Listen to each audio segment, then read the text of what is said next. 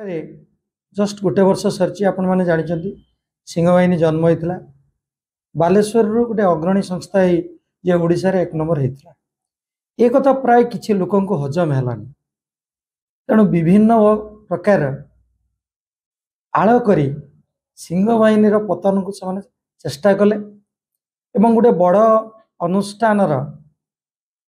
सी होती मुख्य परिचालक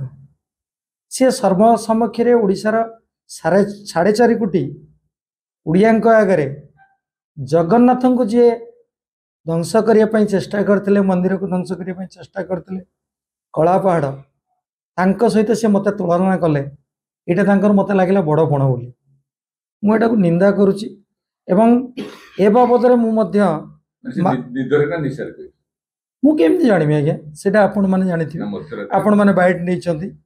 आपण मान संस्था बाइट नहीं बहुत से भाया कमेंट आसी जे 99%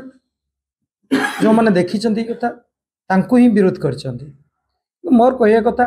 सी सरहद भितर रुहतु मालिक